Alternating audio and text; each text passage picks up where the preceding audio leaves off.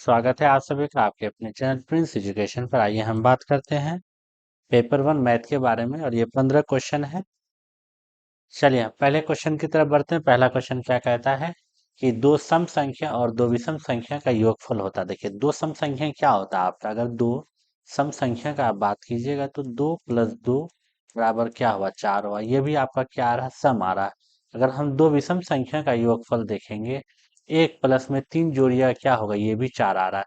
देखिए दो सम संख्या को जोड़ रहे हैं तब भी योगफल 4 ये सम आ रहा है, और दो विषम संख्या को जोड़ रहे हैं तब भी क्या आ रहा है मेरा, जो जोड़ आ रहा है, योगफल आ रहा है, वो क्या आ रहा है, सम आ रहा है। तो हम कह सकते हैं कि दो सम संख्या और दो विषम संख्या का योग हमेशा क्या होगा आपका, वो क्या होगा, सदैव सम होगा। तो हम कह सकते हैं कि पहले क्वेश्चन का आंसर मेरा क्या होगा, ऑप्शन ए होगा। हम फिर से एक एग्जांपल देके और समझा रहे हैं। अगर आप यहाँ पे 3 लीजिएगा, यहाँ पे 7 लीजिएगा, 7 3 कितना हुआ, 10 हुआ। देख लीजिए, चाहे कोई भी संख्या ले लीजिए ना आप, दो विषम संख्या, या आप 5 ले लीजिए या 9 ले लीजिए, 9 5 कितना 14 हो गया। देखिए दोनों क्या है, विषम संख्या, और दोनों का जो सम आ रहा है वो क्या आ रहा है हमेशा, वो आपका सदैव क्या आ रहा है, सम आ रहा है। तो इसलिए हम कह सकते हैं पहले का आंसर क्या हो जाएगा मेरा, ऑप्शन ए, सदैव सम। चलिए नेक्स्ट क्वेश्चन की तरफ बढ़ते हैं। क्वेश्चन नंबर 2 क्या कह रहा है, क्वेश्चन नंबर 2 कहता है केक के एक आयताकार टुकड़े को चार समान भाग में काटा जाता है। देखिए एक आयताकार टुकड़ा है, ठीक है, केक का,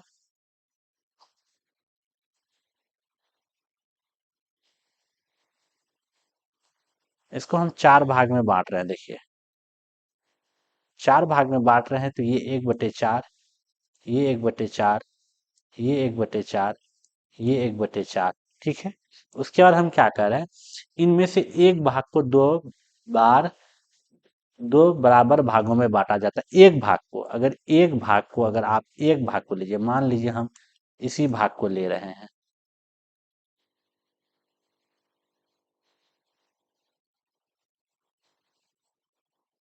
इस ये पूरा 1/4 है, इसको हम दो बराबर भागों में बांटेंगे। तो हम क्या करेंगे, इसको 1/4 भागा में दो करेंगे तो ये मेरा क्या आएगा बाबू, ये मेरा आएगा 1/8 आंसर आ जाएगा, ठीक है, 1/8 आ जाएगा। ठीक है, आगे क्वेश्चन को क्या कह रहा है, आगे क्वेश्चन कह रहा है कि इस प्रकार प्राप्त एक भाग को पुनः चार बराबर भागों में बांटा जाता है। फिर जो एक भाग प्राप्त हुआ है, 1/8, 1/8, क्या कर रहा है, इसको हम फिर पुनः किस में बांटते हैं, चार भाग में बांटते हैं। देखिए ये मेरा क्या है, 1/8 है, ये मेरा 1/8 है सारा, और इसको हम चार भाग में बांट रहे हैं। तो 1/8 को अगर आप चार भाग में बांटिएगा तो ये क्या आएगा, एक भाग आपका एक बटे क्या हो जाएगा, 32 हो जाएगा। एक भाग आपका क्या हो जाएगा, 1/32 हो जाएगा। ठीक है, एक भाग आपका 1/32, एक भाग आपका 32। तो मेरा आंसर सबसे छोटा भाग मेरा क्या हो जाए, 1/32। तो हम कह सकते हैं कि दो का ऑप्शन ए जो है वो मेरा क्या है, सही आंसर है। चीजों को समझिएगा, देखिए क्वेश्चन सिंपल है। कह रहा है कि केक के एक आयताकार टुकड़ा है, एक आयताकार टुकड़ा है केक का, ये वाला, ठीक है। इसको हम चार समान भागों में बांटते हैं, चार भाग तो 1/4, 1/4, 1/4, 1/4, चारों को हम दे दिए। उसके बाद कह रहा है कि किसी एक भाग को हम फिर दो बराबर भागों में बांट रहे। देखिए किसी एक भाग को, मान के चले इसी को हम उठाए, इसको दो बराबर भाग में बांट रहे। देखिए भागा दो कर दिए तो 1/8, 1/8, फिर पुनः इस एक भाग को हम क्या कर रहे हैं कि चार बराबर भागों में बांट रहे हैं। तो भागा चार किए तो 1/32, 1/32। अब देखिए इसको सॉल्व करने का तरीका होता है, इतना तो आपको आना ही चाहिए, 1/4 गुना को लिखिएगा, क्या हो जाएगा गुना, और ये वैल्यू हो जाएगा चेंज, तो यहीं से आएगा 1/8 आएगा, ठीक है। और सेम यहाँ पे यही चीज 1/8 गुना में 1/4, तो यहीं से ये आएगा 1/32, ठीक है। तो ये चीज का क्या रखिएगा, ध्यान रखिएगा। तो हम कह सकते हैं दो का ऑप्शन ए जो है वो मेरा क्या है, सही आंसर है। चलिए नेक्स्ट क्वेश्चन की तरफ बढ़ते हैं। नेक्स्ट क्वेश्चन क्या कहता है, क्वेश्चन नंबर 3 को अगर देखिएगा, क्वेश्चन नंबर 3 कह रहा है कि जीवन एक आयत में जिसे 100 समान वर्गों में विभाजित किया जा रहा है, ठीक है। 1 से 100 तक की संख्या लिखता है। मीनू इसमें 8 के सभी गुणों को पीले रंग से छायांकित करता है, और महीन इसमें 9 के सभी गुणज को हरे रंग से छायांकित करता है। देखिए मीनू एक लड़की है, वो क्या कर रही है कि जो सभी जो 8 से गुना, उसको क्या कर रही है, छायांकित कर रही है, और जो 9 का गुणज है उसको क्या कर रही है, महीन छायांकित कर रही है, ठीक है। इस आयताकार व्यूह में क्या है, सबसे बड़ी संख्या जिसमें दोनों रंग क्या भरे गए हैं। देखिए अगर आप देखिए यहाँ देखिए, 8 का अगर देखिएगा तो 8 देखिए, 8 हो सकता है 16, हाँ, 8 तिया 24, 8 चौके 32, 8 पंचे 40, 8 छक्के 48, 8 सत्ते 56, 8 अट्ठे 64, 8 नवा 72, 8 दही 80, ठीक है, 88, इसके बाद क्या होगा, 96 हो जाएगा, ठीक। उसके बाद 9 को देखिएगा, 9, 18, 27, 9 चौके 36, 9 पंचे 45, 9 छक्के 54, 9 सत्ते 63, 9 अट्ठे 72, 9 नवा 81, 9 दही 90, उसके 99। देखिए, एक बस एक ऐसा संख्या है जो कि क्या है, दोनों से क्या हो रहा है कि जो सबसे बड़ा संख्या, सबसे बड़ी संख्या है, जो दोनों दोनों रंग भरे गए हैं, तो वो कैसा है, वो सिर्फ 72 है। तो कहने का मतलब यहाँ पे हम सिंपल आपको सारा पूरा लिख के बताएं, लेकिन आपको कुछ नहीं करना है, आपको एलसीएम ले लेना है, किसका, आपको एलसीएम ले लेना है, 8 और 9 का एलसीएम ले लेना है, तो ये क्या हो जाएगा, एलसीएम इसका 72 आ जाएगा, ठीक है। इसका एलसीएम क्या आ जाएगा, 72 आ जाएगा।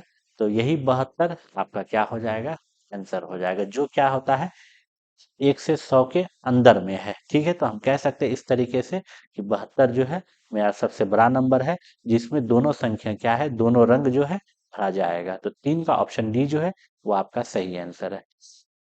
चलिए नेक्स्ट क्वेश्चन की तरफ चलते हैं। क्वेश्चन नंबर के किसकी तरफ, क्वेश्चन नंबर 4 की तरफ। क्वेश्चन नंबर 4 कहता है, अनासा 3 से 11 तक की सभी संख्या के उपयोग से, देखिए 3 से 11 तक के, 3, 4, 5, 6, 7, 8, 9, 10, 11, टोटल कितना संख्या हुआ, 3, 3, 6, 3 तिया 9, ठीक है।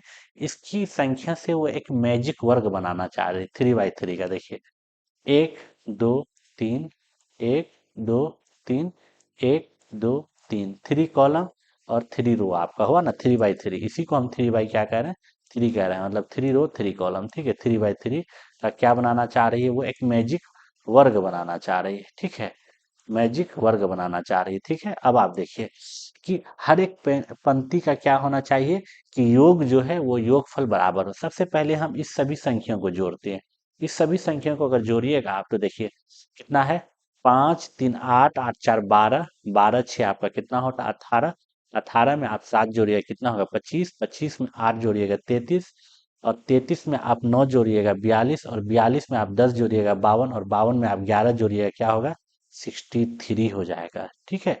3 बाई 3 का स्क्वायर है, तो हम क्या करते हैं, इसको भागा 3 कर देते हैं, तो 21, मतलब सभी का जोड़ क्या होना चाहिए, 21 होना चाहिए। अब देखिए हम मैजिक वर्ग किस तरीके से लगा सकते हैं, अगर हम मान के चलिए यहाँ पे सबसे पहला अगर संख्या हम ले लिया आपका, ये 3 लिए, ठीक है।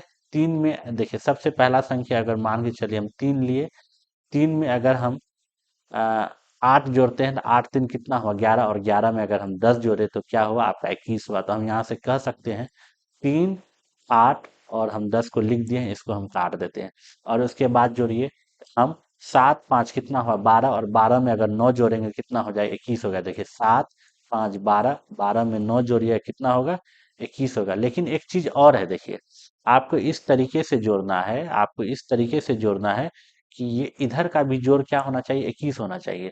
तो एक चीज को, इस चीज को ध्यान रखिएगा, पहले हम लिख देते हैं तो ठीक है। 7 3 10 हुआ, तो 10 और 11 को अगर जोड़िएगा तो 21 होगा, 11 हम यहाँ लिख दिए। 8 5 कितना हुआ आपका, 13 हुआ। क्या देखिए 11 भी लिखा चला गया है, आपका 5 7 भी लिखा चला गया है, और आपका 9 भी लिखा जाए, क्या 8 5 13, 13 में 6 या 4 जोड़िएगा तो आपका ये होगा। तो हम अगर हम 5 के जगह पे 9 लिख दें, और यहाँ पे हम 5 लिख दें, तो 8 9 17, 17 में अगर आप 4 जोड़िएगा तो वो आपका क्या हो जाएगा, 21 हो जाएगा। और 10 5 15, 15 में 6 जोड़िएगा तो आपका 21 हो जाएगा। आप जिधर से भी जोड़िए सारा संख्या क्या हो जाएगा, आपका 21 हो जाएगा। तो हम कह सकते हैं कि प्रत्येक पंक्ति में संख्याओं का योगफल क्या होगा, वो आपका 21 हो जाएगा। तो 4 का ऑप्शन बी जो है वो आपका सही आंसर है। देखिए आप किधर से भी जोड़िए, यहाँ से भी जोड़िएगा 21 होगा, और यहाँ से भी जोड़िएगा 21 होगा। ध्यान दीजिएगा, देखिए 7 3 10, 10 और 11 21, 9 8 17, 17 4 21, 10 5 15, 15 6 21, 9 7 16, 16 5 21, 11 4 कितना 15, 15 6 21 हो गया आपका। तो हम कह सकते हैं 4 का ऑप्शन बी जो है वो आपका क्या है, सही आंसर है। चलिए नेक्स्ट क्वेश्चन, क्वेश्चन नंबर 5 की तरफ चलते हैं। क्वेश्चन नंबर 5 क्या कहता है, यदि x और y दो संख्या इस प्रकार है कि इनका योगफल 110 है और अंतर 100 है। देखिए संख्या x और y इस प्रकार है कि x प्लस वाई जो है वो क्या है 110 है और इसका अंतर जो है वो क्या है 100 है। ठीक है, अब आप देखिएगा बाबू, यहाँ पे 100 प्लस 110, 110 तो हो जाएगा, लेकिन क्या इस दोनों का अंतर 100 होगा? नहीं होगा। ये ऑप्शन 105 और प्लस 5 को जोड़िएगा तो 110 हो जाएगा, और 105 में 5 घटाइएगा तो 100 भी हो जाएगा। हम कह सकते हैं 5 का मेरा ऑप्शन बी जो है वो सही आंसर, वरना आप इसको इस तरीके से सॉल्व कर सकते हैं। सीधा सा बात है, ये कट जाएगा यहाँ से, 2x बराबर में कितना 210, इसको x से भाग दीजिएगा, 2 एकम 2, 0 2 पंचे 10, x का मान 105 आए, 105 यहाँ रखिएगा, y का मान क्या आ जाएगा आपका 5 आ जाएगा। अब इस तरीके से भी सॉल्व कर सकते हो, बाई ऑप्शन भी जा सकते हैं। ठीक है, चलिए नेक्स्ट क्वेश्चन की तरफ चलते हैं। नेक्स्ट क्वेश्चन आपका क्या कहता है ना, क्वेश्चन नंबर 6। क्वेश्चन नंबर 6 कहता है निम्नलिखित में से कौन सी संख्या 9 से विभाज्य है। देखिए 9 से कटने का क्या रूल होता है, जब सभी संख्या को जोड़ेंगे वो संख्या उसका जोड़ अगर 9 से कट गया तो वो जो संख्या है वो भी 9 से कटेगा। तो आप जोड़ के देखते, देखिए जोड़ना पूरा नहीं, आप इस तरीके से भी कर सकते हैं। 6 3 9, ये 9 से कट रहा है, 5 4 9 9 से कट रहा है, लेकिन 2 और 3 9 से कट रहा है, नहीं कट रहा है। चलिए 6 और 3 ये कट रहा है, 5 2 7 और 7 और 2 9। ठीक है, उसके बाद आपका अ, 6 3 9, 6 5 11 12, देखिए ये भी आपका कट रहा है। देखिए 6 और 3 9 हो गया, 5 1 6 1 7 8 9, तो ये आपका कट रहा है। अब यहाँ पे अगर हम देखें कि 6 6 12, ठीक है, देखिए 6 2 8 1 9, ये तो कटा है। 6 5 11 1 12, ये कट रहा है, नहीं कट रहा है 9 से। अगर इसको देखिएगा तो 6 2 8 8 1 9, ये कट रहा है। 7, देखिए 6 और 7 13 1 14, ये कट रहा नहीं कट रहा है। तो हम कह सकते हैं 6 का मेरा क्या हो जाएगा, ऑप्शन बी जो है वो मेरा क्या है, सही आंसर है। मतलब कि क्या हो रहा है कि विभाज्य हो रहा है, किससे हो रहा है, मेरा 9 से हो रहा है। सम आ रहा है कितना, ठीक है। कहने का मतलब देखिए, इसका सम जो आ रहा है ना, अगर आप सम जोड़ के भी देखिएगा ना, देखिए 2 1 3, 3 6 9, 9 3 12, 12 1 13, 13 और 5 कितना हो रहा है 18, और 18 किससे 9 से कट रहा है, इसलिए ये संख्या किससे कटेगा 9 से कटेगा। ठीक है, तो हम कह सकते हैं 6 का मेरा आंसर क्या हो जाएगा, ऑप्शन बी जो है वो मेरा सही आंसर है, कि कौन सा संख्या 9 से विभाज्य होगा। चलिए नेक्स्ट क्वेश्चन की तरफ चलते हैं, क्वेश्चन नंबर एच की तरफ। क्वेश्चन नंबर एच क्या कहता है, ये 7 कहता है अगर एच से बनी सभी कोणों का योगफल। देखिए एच से बनी सभी कोणों का योगफल, देखिए एच से बनी सभी कोणों का योग, देखिए ये 90, ये 90, ये 90, ये 90, तो ये 90, ये 90, उसके बाद ये 90, ये 90, सबको जोड़िए कितना हो 360 डिग्री। ठीक है, और यहाँ पे कह रहा है आपको कि क्या कह रहा है कि एक त्रिभुज के कोण के योगफल हैं क्या, इस ये जो 360 है वो एक त्रिभुज का योगफल के कोण के बराबर है? नहीं है। ये त्रिभुज का योगफल का जो कोण होता है वो कितना होता है 180 डिग्री होता है, ये नहीं होगा। उसके कह रहा है एक चतुर्भुज के अंत कोणों का योगफल, एक क्वाड्रिलेटरल का जो योगफल होता है वो क्या होता है आपका, कि वो जो होता है आपका, वो आपका 360 होता है। तो हम कह सकते हैं कि क्वाड्रिलेटरल जो होगा उसका 360 होगा। क्वाड्रिलेटरल कोई भी हो सकता है आपका, रेक्टेंगल, स्क्वायर या पैरेललोग्राम या रोम्बस या ट्रेपेजियम या काइट, ये सभी क्या है, ये क्वाड्रिलेटरल में आता है। ये सभी क्या है आपका एक चतुर्भुज है, ये ध्यान रखिएगा। और जब अगर एक स्क्वायर को देखिएगा, ये देखिए ये इस तरीके से स्क्वायर, ये रेक्टेंगल, ये आपका क्या हो गया, ये काइट हो गया। पैरेललोग्राम का बात कीजिएगा, ये आपका पैरेललोग्राम हो गया। से ट्रेपेजियम का बात कीजिएगा, ये आपका ट्रेपेजियम हो गया। हाँ, ठीक है, उसके बाद अगर रोम्बस का बात कीजिएगा, ये आपका क्या हो गया, रोम्बस हो गया। तो ये सभी क्या है आपका क्वाड्रिलेटरल है, आपका क्या है चतुर्भुज है। तो हम कह सकते हैं, देखिए क्वाड्रिलेटरल का मतलब है कि एक जो आपका पॉलीगन है उसका क्या हो, 4 साइड हो। ठीक है, तो ये चीज हुआ। तो एक चतुर्भुज का जो अंत कोण का योगफल क्या होता है, वो 360 डिग्री होता है। तो हम कह सकते हैं कि 7 का ऑप्शन बी जो है वो आपका सही आंसर है, ज्यादा दिमाग लगाने की जरूरत नहीं है। आगे कहता है एक समकोण त्रिभुज के एक कर्ण के सम्मुख कोण, एक राइट एंगल आपका ट्रायंगल है, ठीक है, और जो हाइपोटेनस ये एंगल जो उसके अपोजिट है वो दोनों है, ऐसा नहीं नहीं होता है ना। ठीक है, वो 90 ही डिग्री होगा। एक समबाहु क्या कहता है, एक समबाहु त्रिभुज के एक शीर्ष पर बने एक कोण के चार गने। तो ये कह रहा है कि एक जो आपका क्या होता है इक्विलेटरल ट्रायंगल होता है, उसका एक वर्टेक्स को अगर 4 टाइम्स कर दीजिएगा, एक इक्विलेटरल ट्रायंगल 60, 60 को अगर 4 गुना कीजिएगा तो 6 चौके 24 240 हो रहा है ना। देखिए यहाँ कह रहा है एक समबाहु त्रिभुज एक इक्विलेटरल ट्रायंगल का एक वर्टेक्स और बने कोण तो यहाँ कितना कोण बना 60 डिग्री ना, इसको अगर 4 गुना कीजिए तो 240 हो, क्या 360 हो रहा, नहीं हो रहा है। तो इसलिए हम कह सकते हैं 7 का ऑप्शन बी ही मेरा क्या होगा, सही आंसर होगा। क्वेश्चन नंबर 8 की तरफ चलते हैं। क्वेश्चन नंबर 8 कहता है, देखिए क्वेश्चन नंबर 8 क्या कहता है कि एक 12 घंटे वाली घड़ी में 9 AM पर मिनट की सुई के सिरे हैं। देखिए अब हम इसको थोड़ा सा घड़ी बनाते हैं, ध्यान रखिएगा। ठीक है, ये आपका क्या हुआ 12, ये 6, ये 9, ये आपका 3 हो गया। ठीक है, ये 12, 6, ये 9, यहाँ ध्यान दीजिएगा कि क्या कह रहा है एक 12 घंटे वाली घड़ी में 9 AM पर मिनट की सुई के सिरे हैं। 9 AM पर क्या है, मिनट की सुई के सिरे की बीच की दूरी क्या होगी यदि मिनट की सुई 4 लंबाई। देखिए मिनट की सुई क्या है, 9 AM बजा है।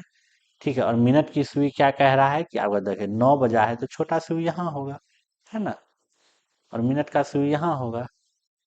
ठीक है, ये पूरा 9 बजा, है ना। ये आपका कितना है 4 है, और घंटे की सुई कितना है 3 है। तो ये बाबू ये क्या बन रहा है, पूरा पूरी समकोण बन रहा है। तो ये नहीं होता है आपका ये मतलब ट्रिपलेट नहीं बनता, 3 4 और 5।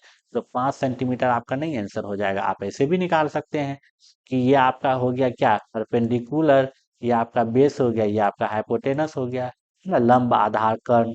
आप नहीं निकाल सकते हैं कि हाइपोटेनस निकालने के लिए अंडर रूट बी का स्क्वायर प्लस बी का स्क्वायर, यहाँ आपका क्या हो जाएगा 4 का स्क्वायर प्लस 3 का स्क्वायर। 4 का स्क्वायर कितना 16 प्लस 3 का स्क्वायर कितना 9, 16 9 को जोड़िए कितना 25, और 25 का ये अंडर रूट क्या 5। तो 5 आपका क्या हो जाएगा सही आंसर हो जाएगा। तो 8 का ऑप्शन सी जो है वो आपका सही आंसर है। क्वेश्चन नंबर 9 की तरफ चलते हैं। क्वेश्चन नंबर 9 क्या कहता है, क्वेश्चन नंबर 9 कहता है कि एक शिक्षिका ने 5 विद्यार्थी के 3 आकृति दिए। ठीक है, कौन सा दिए, वृत्त सर्कल वर्ग स्क्वायर त्रिभुज और ट्रायंगल। ठीक है, उसने पूछा कि इनमें से कितनी आकृति आधे घूर्णन के बाद समान रहेगी। देखिए आधा घुराएंगे, आधा घुराने के बाद क्या रहेगा वो आकृति समान ही रहेगा। मान के चलिए देखिए ये आपका वृत्त है, इसको घुमाए, आधा अगर घुमाए इसको मान के चलिए इस तरीके से ये वाले को यहाँ लेके आए तो क्या हुआ सेम ही ना दिखेगा। और अगर वर्ग को आप घुमाए, मान के चलिए वर्ग, सॉरी, वर्ग को घुमाए, इसको आधा घुमाए तो ये भी तो वही से दिखेगा। तो घूर्णन के बाद समान रहेगी। वो अपने विद्यार्थियों को निम्न में किसके बारे में अध्ययन कराना चाहता है, सममिति रेखा या कोणों की तुलना। ये जो आपको कराना चाहता है, ये आपको क्या कराना चाहता है घूर्णन समिति। ठीक है, इसको आप कह सकते हैं ये जो ये आपका जो ऑप्शन है ये आपका क्या है घ है यहाँ। ठीक है, घूर्णन समिति, इसको हम कह सकते हैं क्या कह सकते हैं रोटेशनल सिमिट्री कह सकते हैं। ठीक है, रोटेशनल सिमिट्री। ना यहाँ समित रेखा की बात करी, ना यहाँ कोणों की तुलना कर रहा है, ना यहाँ हम क्षेत्रफल की तुलना कर रहे हैं। जिसका हमको क्वेश्चन में बात किया हम उसी का बात कर रहे हैं। घूर्णन समिति मतलब रोटेशनल सिमेट्री का बात किया। ठीक है, तो इस तरीके से 9 का ऑप्शन ए जो है वो आपका सही आंसर हो जाएगा। चलिए नेक्स्ट क्वेश्चन की तरफ चलते हैं। नेक्स्ट क्वेश्चन क्वेश्चन नंबर 10 की तरफ। क्वेश्चन नंबर 10 क्या कह रहा है, क्वेश्चन नंबर 10 कह रहा है कि विंसी का जन्म 8/8/2007 में हुआ और 31/7/2022 को में नस्की आयु की थी, मतलब उसकी आयु थी। ठीक है, कि उसका एज कितना आखिर हुआ होगा। ठीक है, उसकी आयु थी। ठीक है, उसकी आयु थी। ठीक है, उसकी आयु थी।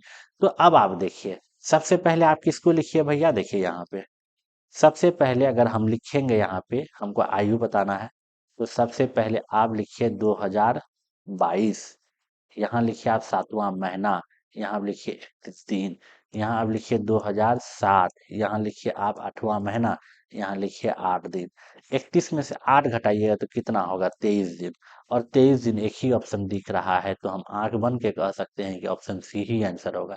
लेकिन फिर भी हम निकालते हैं। भैया ये पहचान दिया इसको 1 साल, क्या 7 में से 8 जाकर नहीं जाएगा ना?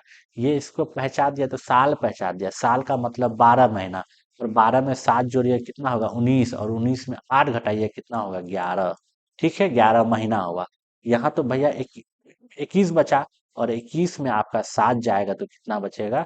14 बचेगा। तो इस तरीके से हम कह सकते हैं कि 14 वर्ष 11 माह 23 दिन। ध्यान रखिएगा, यहाँ तो सिंपल घट गया कि 31 में से 8 गया 23, 7 में से 8 नहीं जाएगा, महीना 7 में से 8 नहीं जाएगा, तो ये इसको 1 साल पहचान देगा।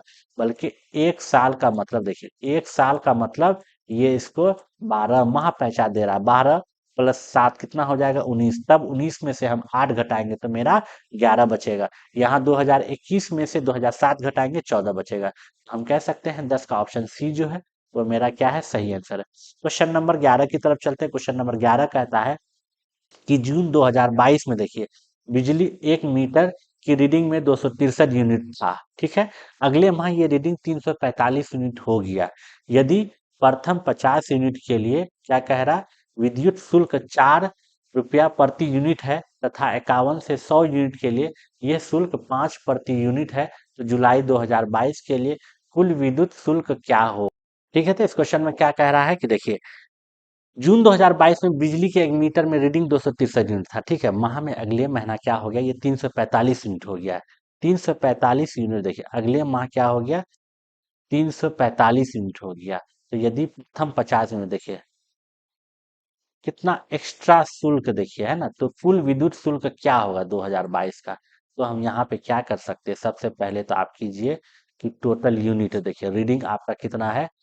रीडिंग आपका 345 अगले माह, माइनस कीजिए ये रीडिंग 263, तो टोटल यूनिट कितना हो गया आपका?